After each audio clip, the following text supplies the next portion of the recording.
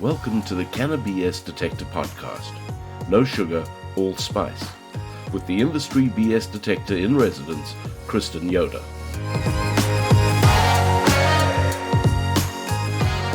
Hello, my cannabis detectors. Thank you for joining me once again. Today, I have a different type of episode where we will be discussing the story of how one woman was taken advantage by this man and his company, and we'll be getting into his name and everything because she has proof and a $1.2 million settlement awarded to her. I mean, she never got paid for it, but she has everything to prove this, and I think it's important for us to get into this so hopefully other people can learn the lesson. And if you're working with this man, pay attention to this because you could be next. So without further ado, I would like to introduce Jean Everson.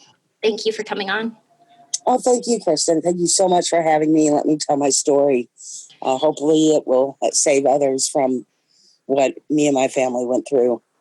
Absolutely. Yes. Mike Robinson introduced us, and he said that he wasn't sure how to handle this story. And he thought of me. And I think that after reading everything, and I mean, you have a ton of, you have screenshots. I welcome everyone to get everything in writing always and have proof because it won you a lawsuit against him. But, it's tough to call people out by name without proof like this. And I figure while I generally don't get into individuals unless there's hard proof out there, this is one of those stories I think is very beneficial for people to hear how it started because it's too common. It's way too common, except those people don't have proof like you do. So let's get started. So the company, they've changed their name, but the name was Mystic Rose Creations. It was a CBD company, correct?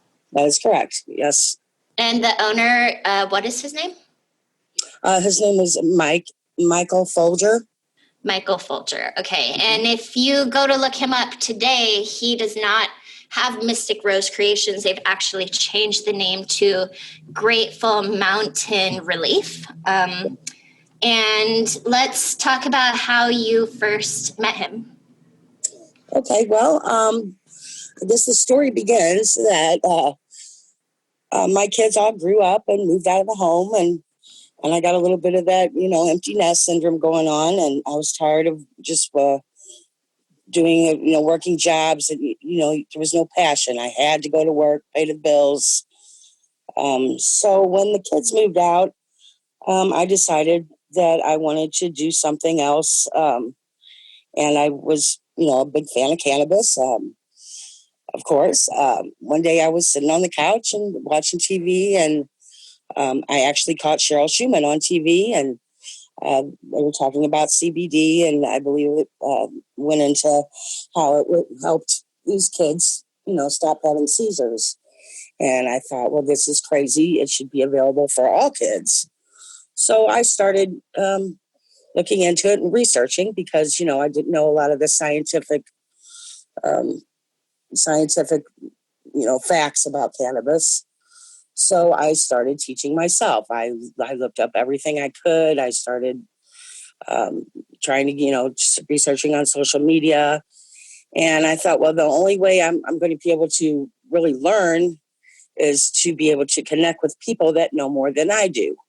So I started a Twitter account, which, this was like about 7 going on 8 years ago. So there was not a lot of talk or educational facts out there yet, like there is now. So it started slow, 1 follower, 2 follower. Well, I kept at it every day, and it gave me passion. I thought this is something that I'm very interested in, and I wanted to learn more about it. So I thought the only way to do that is to increase my connections. So my Twitter account actually got up to over 3,000 followers. And I decided that, there's a lack of education, like nobody that I talked to knew anything about an endocannabinoid system or, trichomes or, anything. terpenes. So I wanted to learn all this so I could teach others and hopefully, lean them toward researching on their own and helping themselves or their loved ones. So I I was on Twitter, of course, and I thought, I'm just not learning enough. I'd like to have more connections. So then I decided to join LinkedIn. And I actually got my LinkedIn profile built up. Thanks to Mike Robinson. He encouraged me to start blogging. He had read one of my stories that was published in Hope Grown magazine, which was actually made Spotlight blog. And he contacted me and said, hey, I really like your style of writing. You're down to earth. And he helped me tremendously start blogging and learning more information. So then I decided, everywhere you look, there's stoner shirts. That's what I call them, stoner shirts.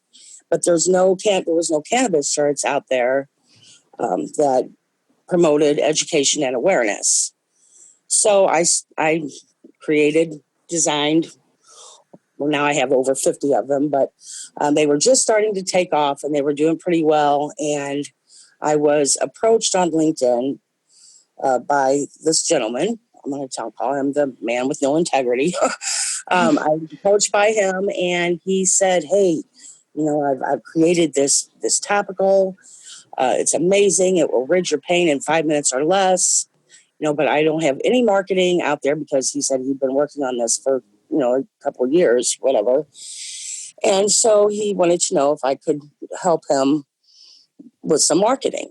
Well, me being the person that I am, I have to have proof. I have to see it in order to believe what you're telling me really works, because there's so many out there that are just selling crap, or pushing CBD when people actually need different cannabinoids to help them. So he did send me a full jar of his product. And at the time, my fiance was having excruciating pain in his elbow. And he'd come home every night from work, and he couldn't even move his arm. So I said, let's try this. I got this in the mail today. Let's try this out. And lo and behold, he put it on, and in less than 5 minutes, the pain was gone. So I was amazed. I knew several people that were injured or had pain every day. So I went out. I'm like, you got to try this. I want you to try this. And everybody that I introduced it to, it worked for them. It rid their pain. So that gave me passion. I was excited, this stuff's great. This helped so many people. I was so happy. So I told the man, I would market it a little bit for him and try to help him out because I believed in his product. So not long after that, a few days later, he contacted me again and said, what you're doing for me, you've helped me more in 15 minutes than anyone has helped me in 6 months. And I would like for you to be my chief marketing officer. I would like for you to own 3% of the company. And you'll never have to worry again. I'm going to take care of you for helping me. So then I went full force into it, because the package that he was offering me was substantial, and would have changed my life, me and my family's life. So can you get into, can you detail what that package was? Oh, sure. He offered me 3% of the company, which equaled out to be $225,000, which I have on paper in black and white. He offered me $180,000. He said I would have in a year,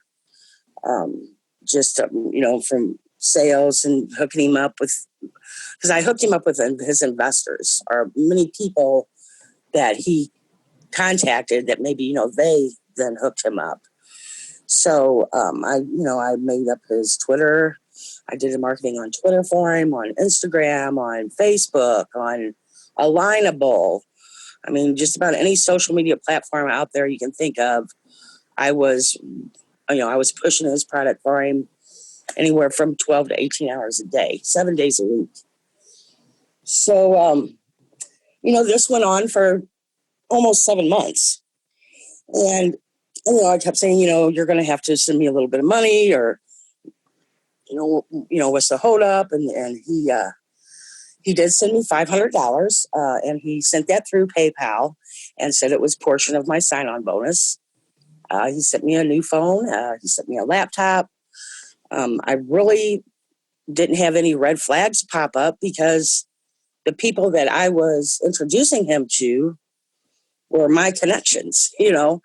So, I think it's worth noting for people too that he hired you as chief marketing officer, not as salesperson. correct. And what was the sign-on bonus that you were supposed to receive? He had said he was going to give me, I think it was, he sent me $500, and he just said it was a portion. If I remember right, and it's been several years ago, Kirsten, and I don't remember exactly how much the sign-on bonus was supposed to be. This guy changed. I have over 300 screenshots of promises that this guy made to me, and broke every single one of them, except for the phone and the laptop, I do have to say. Yeah, I think it's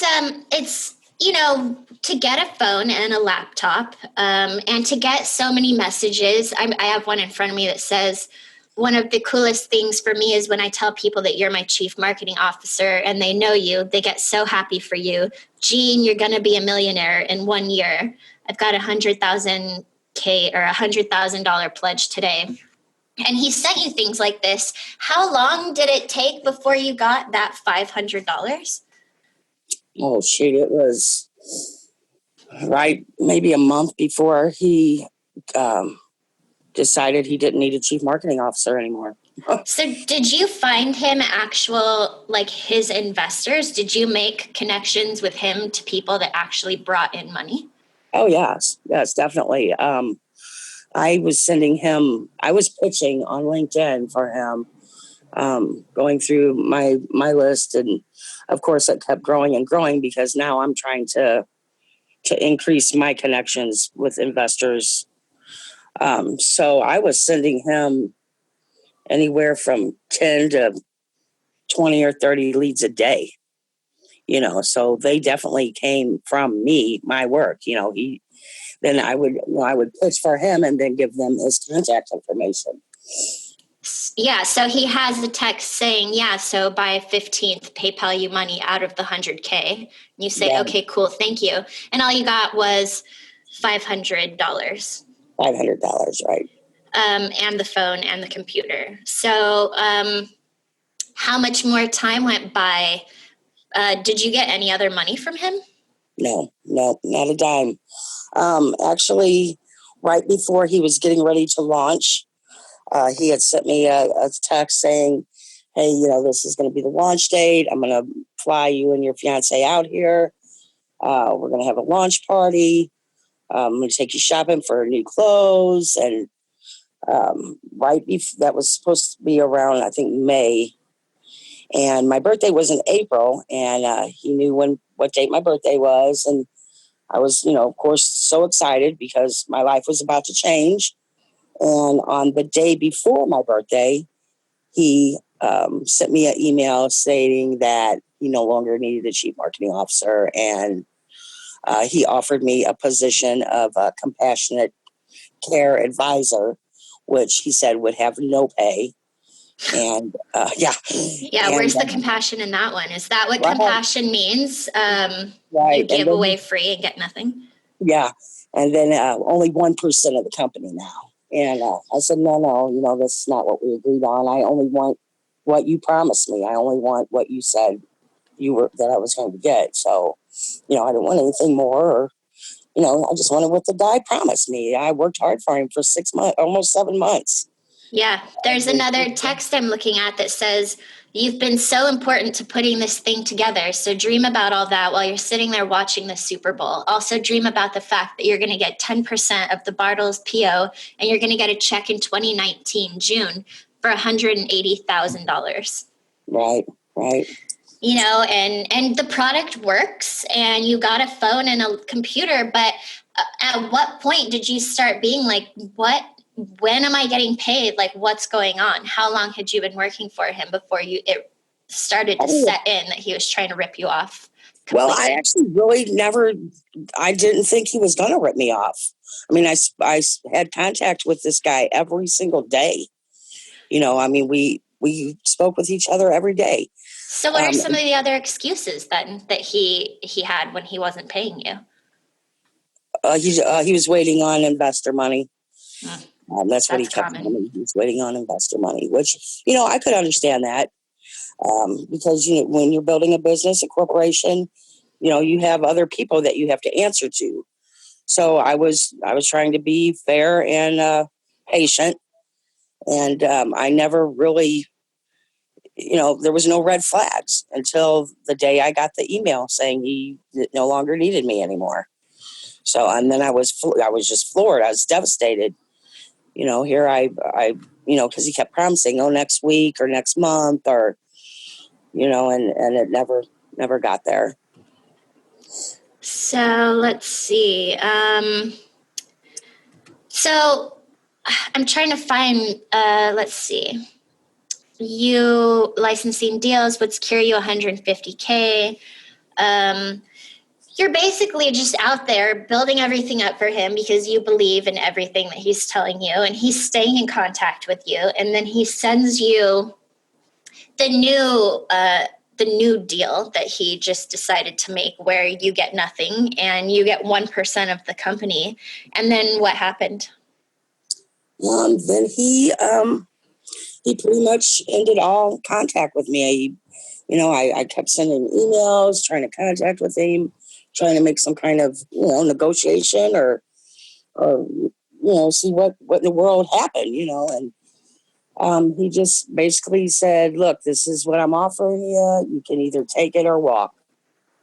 And I didn't, I didn't want to lower myself to that. I worked too hard. I just worked way too hard for this guy to take whatever he wanted to throw at me, So I told him, if you don't come through with what you promised me, I'll contact a lawyer, and that's what I ended up doing. So did you have to pay the lawyer? No, he did take it on a contingency basis. But after we went, he never, there's not very many cases out there. I might have even been the first, who knows, where cannabis was involved. Yeah. So I don't think he, of course he wasn't, he didn't have it. I can't think of the word I'm trying to think of. I'm so sorry. Oh, don't worry about it. Didn't have any experience in that sort of case, I guess you could say. And he really didn't think I was going to win my case. He kept saying, I'm just telling you now, I highly doubt it. You're even going to win this case. And then when he's seen everything that I saved, all my screenshots, all my emails, things from social media, then he said, well, that's the only thing that saved your ass. And he even got me a phone hearing, and I didn't have to go to Massachusetts. The judge did it over the phone, which I was thankful for. And in no time, he had no hesitation to say, you definitely have all the evidence that we need, and you are entitled to what he promised you. And he settled, and I won the judgment, $1.2 million. Yeah, $1.2 million. And how much time did you spend working? About 7 months. I mean, my God, 7 months. Like, any of us would be like so freaking happy to get even just like, God, way, way, way less than $1.2 million. But I mean, that just goes to show you the value of keeping your notes and screenshots and everything. Exactly. But then I'm sorry, if I have any advice for anyone, is to save everything. Save everything. Totally. Because it is, I was told that is the same as a signed contract. Anything someone promises you on social media, in an email, and a text, that's signed contract. So make sure you save everything. Yeah, totally. If you're feeling hesitant or doubtful, or save it all. Yeah, so then you win $1.2 million settlement, and what happens? I won the $1.2 million settlement. He didn't even show up for court. He evidently thought I was a joke, that I wasn't going to go through with contacting a lawyer and fighting for what I should have been owed or paid. And he didn't show up. Yeah, he was served. He was served, and he was aware of the lawsuit, but he just disregarded it. And to this day, I don't even think that his advisors or any of his investors know anything about it. And you also said that he, around that time, transferred ownership of his company to his girlfriend and also changed the name. Yes, he did. Yes, he did. And he also bought an 8-bedroom house and just walked away, hands clean, like nothing happened. And he's still operating to this day under a different company name with the same formulation, but basically with no repercussions. Exactly. And when Mike told me about it and I saw everything, I was like, oh, well, let's put him on blast. Like, why not, dude? You have the proof. Even the court agrees with you. So, right. It really, I mean, you had to rely on friends and family to take care of you during this time, correct? Well, you could put it that way, but I really didn't have a lot of support in that area. I don't know why, I started getting into the cannabis social media world, and I didn't have a lot of support from friends and family, no. Yeah, that's true, because it was still so early, and in the Midwest, it's still not fully accepted. When I started, it was probably a year before Colorado became legal, maybe around that time. Yeah. So, people go, you're going to get in trouble for putting all that online and yada, yada. I'm just trying to educate people. I don't understand what the big deal is there, but I didn't have a lot of support. And eventually we lost everything. Lost our house, no job, because he kept saying, oh, you're going to get $100,000 next week or whenever. And, I depended on that. I thought the man was telling the truth. And, we pretty much lost everything. And now I'm just trying to rebuild our life. Yeah, because you never got the settlement. So, no. Mm-hmm. Because you don't have a house anymore, and now it's you and your husband travel with his job, and you have your t-shirt company, correct? Well, actually, we're both doing merchandising. We are on the travel team. And I do, when I have time, I'm trying to get my shirts out there, but they are in 8 stores right now. They are in St. Louis stores in Missouri. They're called Peace of Mind. And I just only released 3 out of my 50 plus. It's a slow process when you don't have the money to invest in your own company. Oh, so, yeah. I understand that. But at least I continued with my goal, and just, it was a hard road, and it still is, Yeah. What's the name of your t-shirt company? My t-shirts are called High Integrity T-shirts. The irony, right? And that's exactly why I named them that, because I want my business to be everything that his was not. And it's High Integrity T-shirts, hits, so my logo is share hits with friends. Nice. Maybe get them out there. But, it's just, I just want people to be aware of what happened, and hopefully that I can inspire people, not to ever give up their dream if they get knocked down, to just keep fighting for yourself, and for what you believe in.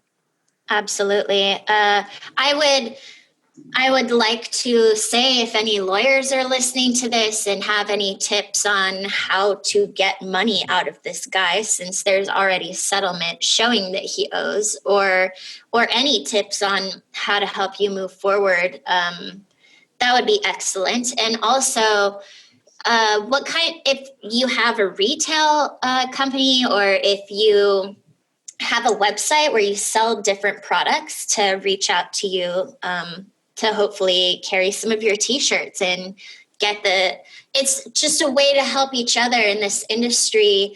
And we were talking about this before we started recording, and I made a post on LinkedIn about how cat owners and cannabis people have something in common, and that is that we are merely voluntary captives of cats and cannabis. It owns us. We love it, and it owns us completely. Like we don't own it. And this is a good example of, despite getting totally taken down by this guy in the cannabis industry, you're still out there pushing. You still have your hits, t-shirts. That was always your thing anyways, even before you started with him, correct? Correct. It was. Like I said, my t-shirts, the reason I designed them was to promote positive conversation within the cannabis industry, and to end the stigma, for people that use cannabis. Like I said, there's good people out there in the cannabis industry. Mike Robinson being one. I have a friend out there. His name's Claude Dobbs. He has been following me since day one, has been supporting me. He has a cannabis retreat owned and operated by veterans in Hawaii. Yeah, Claude's awesome. Yes. And then I also have Jim Barry. He's another one of my supporters that has become a dear friend to me. He owns Mile High Cleaner. He created and developed that, and it's awesome. And there, like I said, there's people out there that are great people that have compassion and want to help other people with cannabis.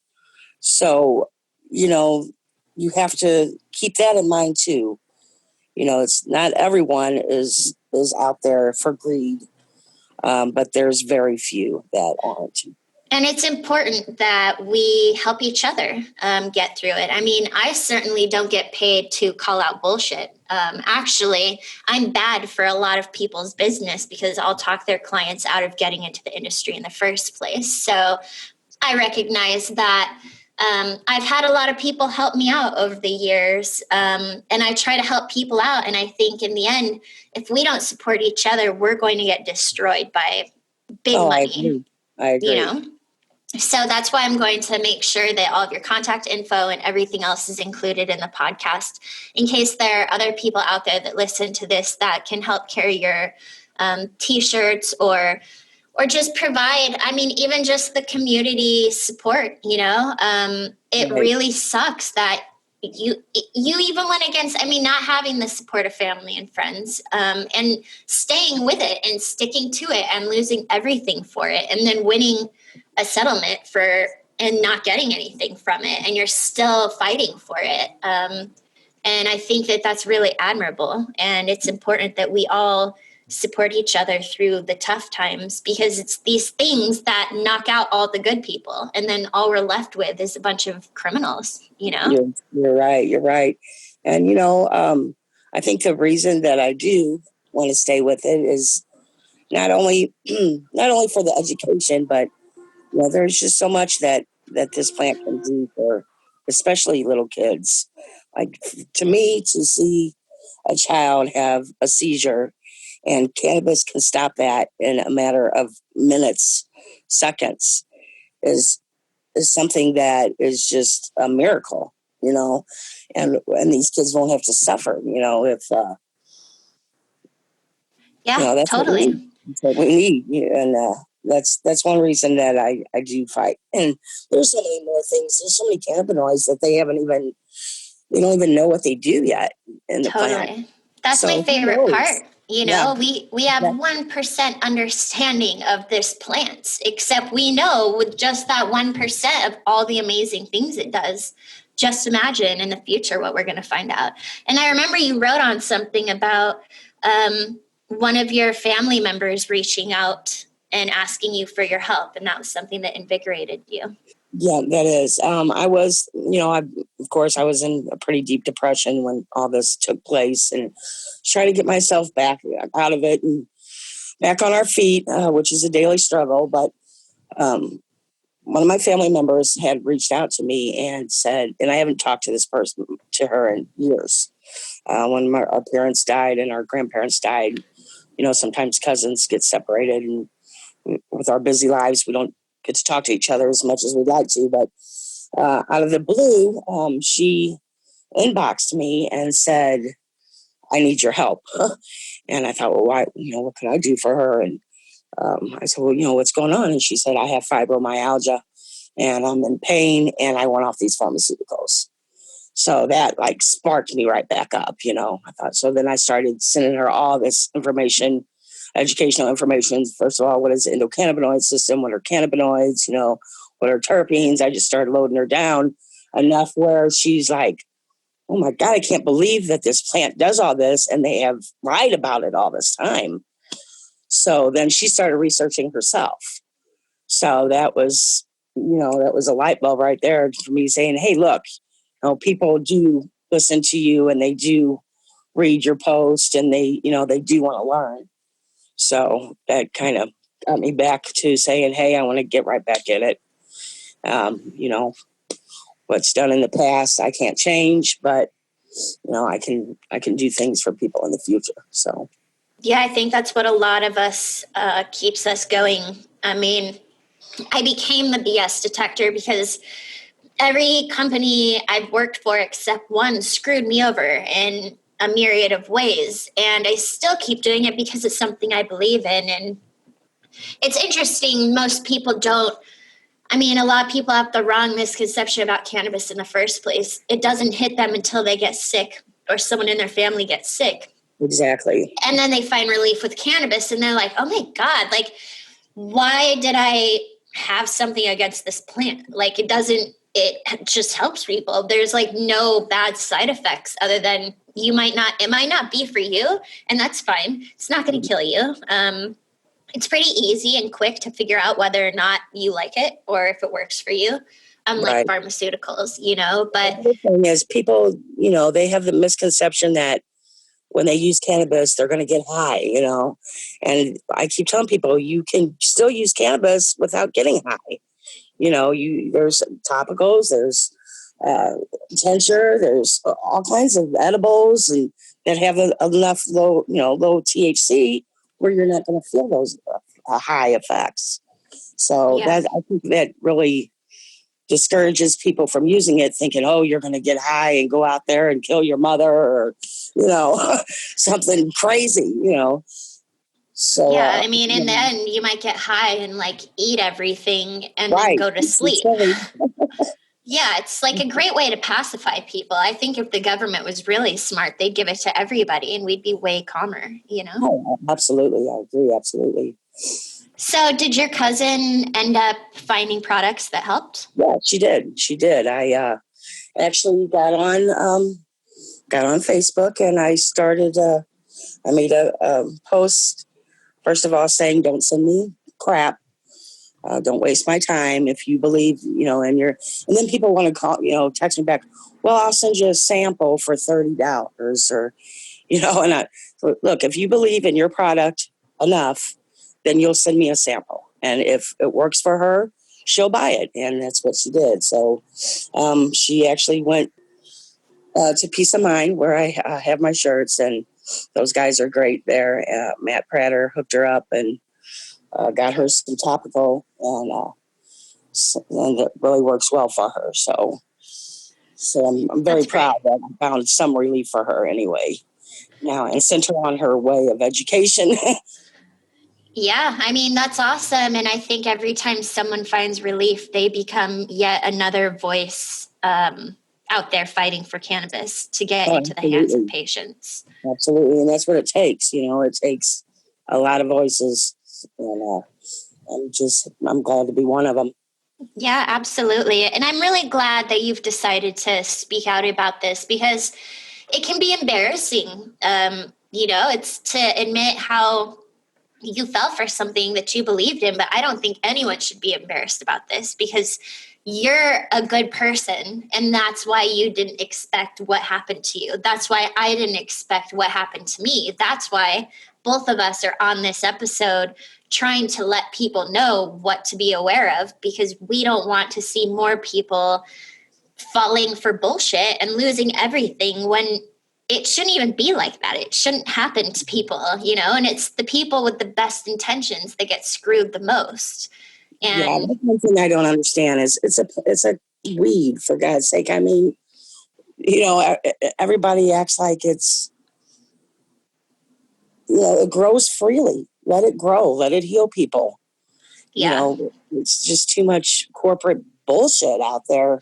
Everyone trying to grab the money up, and it shouldn't be like that at all, especially when you're seeing children suffer. Totally. Give them the damn oil, know? Yeah, there are worse. I mean, in the end, cannabis has always been illegal because of the industries it threatened. And it's been kept illegal by big pharma, big alcohol, big tobacco, and hemp with construction and all of these other materials, the oil companies. It is such an amazing plant that it can wipe out entire industries just by being legal. And that's why I try to tell people, look, legalization is not the government trying to protect consumers. They just want money from it. And the people that are coming into cannabis in legal states that aren't in it for the money or aren't in it for the heart or for helping people, they just see it as a way to make money. And I think last year was the first examples of we don't own cannabis. Cannabis was here before us. We are merely voluntary captives of it. And for those that think that they can come in and exploit people and the plant for profit, will eat shit, hopefully, and if not, let's all help the process along, because it's not fair to everyone out there who's been touched by it in their lives and has seen their family members get better or has seen other people get better or themselves to get into this to try and help others and then lose everything for it. That is true. That is so true. It just doesn't make sense. And it sounds like it was an excellent product, and I'm not out there trying to get rid of a good product, but I am out there trying to let people know that a vote made with your dollar is more important than any vote you can make in an election. And therefore, spend your money on things and companies that you support. And Michael Folger of Grateful Mountain Relief does not deserve that support, Believe that. And, Kristen, the thing is, I try to look for companies in the cannabis industry because, it is a $billion industry, and people with the right business is going to profit hugely. Give back. That's my thing. Is give back something. You're making millions of dollars. Give back to people. Yeah. All the people that went to jail for it, all the people that are still sitting in jail for something that other people are making money off of. I think it should be a part of any cannabis business. We owe the people that came before us some support. We owe our state in California, they created a social equity program that it's supposed to try and help people, generally minorities that lived in neighborhoods that were over-policed and that got nonviolent drug offenses that deeply impacted their ability to get well-paying jobs in the future. Once you have a felony on your record, it really screws you in a lot of ways. But just like all things in California that sound like they're supposed to work, now we have wealthy investors coming in trying to get social equity applicants to sign their name on a license because they're the ones who should be getting the licenses, and then telling them you get $5,000-$10,000 a month and you do nothing. Like, you have nothing to do with this. We're just going to use you to get a social equity license. And it's just one more way where usually it's wealthy white men that come in and fuck everybody else. So I think any company that's actually making money, because the best people are not that good at pitching investors. They don't have the kind of money that bad companies do. But if you're making money, then donate back to help people, help sick people. We all have health insurance issues in this country. There's so many ways to help people that if you're one of the few that actually profits in this industry, you have to give back. Right. You know, 100%. like in line with the plant gives so much to all of us all the time. I mean, if you look at hemp, it remediates the soil that it's in. It literally sucks all the dirty shit out of the ground. It's just this plant. Someone was telling me in Colorado that they think that cannabis is an alien plant because it's got so many amazing qualities to it. It's so many different active molecules in it that have so many different applications. And the fact that we are regulated by our endocannabinoid system. And we are its voluntary captives. And it does clean the earth. Like there's so many amazing things. It just doesn't seem right to take a bunch of money and not give back. Exactly. Because I mean, it's anything, houses, they have hempcrete now, making planes, automobiles, plastic, anything you can think of can be made with hemp. And, hemp is our future. Yeah, I mean, it just goes to show you why it's been kept illegal by all of these other industries that, are about to really eat shit, and rightfully so, Yeah, I mean, there's so many people that I come across even that, they'll say, because of cannabis, I'm off 10 prescription medications, or, I'm off 15 prescription medications, so one plant can replace, so many things that are destroying our earth and ourselves. Yes, ourselves. I mean, alcohol consumption is going down for young people in states with legalization. It just goes to show you that's why Canopy, Constellation Brands, I think the largest alcohol distributor in the world, has such a large stake in Canopy growth in Canada. Because they know that that's their, if you can't beat them, join them, own them, and make your money that way. But let's see how alcohol tries to own cannabis. I don't think you can. You really can't. No one owns this plant, and as ye of little faith as I am, last year was heartening to see that these people that thought they could own the plant got owned big time, Mm-hmm. Right. So what is your goal? Do you want to, would you be interested in working with another cannabis company, or is your focus more on building out your t-shirts and doing that?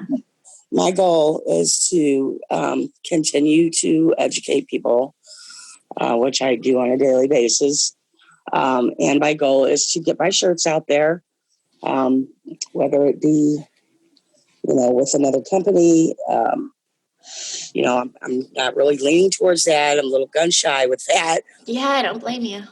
I would just like to start my own thing, which is the reason I do have the GoFundMe account I set up, and that is to try to save enough money to get my own printing equipment to where I can go, my husband and I can go out and get to know people and meet some of the great people that are out there to distribute the shirts. There's so many expos and fests and things like that. And that's what we enjoy to do. We like to be out around people and like-minded people. So yeah, the community. It's awesome. That's all I want to do is take my class and my podcast on the road, and just these conversations that we have is what keeps me going. It's just anytime I can teach someone. I mean, you're the same way. We are led by our desire to teach others and to share in that knowledge, and the knowledge transfer. It feels so good. Like, it's so cool when you can see it click in someone's eyes. Like, oh my God, like, holy shit, how did I not know about this? That's my fuel, Yeah, it does. It does fuel you. Like, when I get the little, I'll get little messages sometimes, people saying, thank you so much for what you do on social media. educating people, and it makes me feel good. I know that I'm reaching someone. Totally. So, Well, I am so glad that we were connected, and I look forward to putting this out into the universe and seeing, if we can help anyone else not get screwed over, or help them realize red flags that they didn't see, or find interest in your t-shirts, or if anybody out there listening has a lead on used printing equipment that you could buy, and to check the show notes for links to your Facebook and to your GoFundMe, and just to continue to keep your head up, and hopefully we can all come together and right the wrongs of others and help prevent them in the future. That's exactly what we're doing, and thank you for doing what you do, because we need you. Thank you. People need you. And you're very important to the cannabis industry.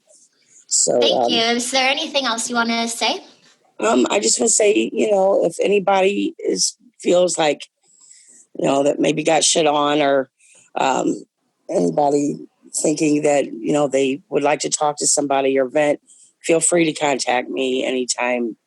I check my social media several times a day, and, I'm willing to help anybody that asks for help or guidance or anything like that. So that's what I want to do. I want to inspire others not to give up.